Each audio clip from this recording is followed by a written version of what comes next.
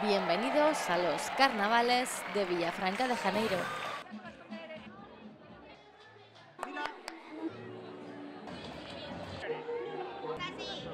Nos adentramos en el desfile de uno de los carnavales más coloridos de Navarra. Y aquí nos encontramos de todo. De Hansel y Gretel, de sombreros locos. Vamos de otoño y de invierno.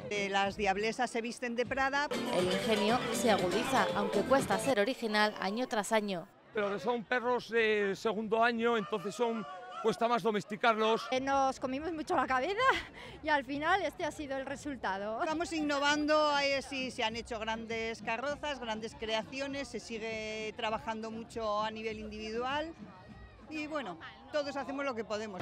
Por eso el carnaval es algo que algunas empiezan mucho antes. Llevamos casi desde noviembre, paramos en diciembre, pero llevamos casi 3 meses o 4. Nosotras hemos ayudado a nuestras madres. Pero luego lo que es pegar las gominolas, todo lo que llevamos de trabajo, todo ellos, ¿eh? Con la silicona han estado ahí pico y pala, pico y pala. Por todo lo que acaban de ver, esta fiesta fue declarada en 2009 bien de interés cultural.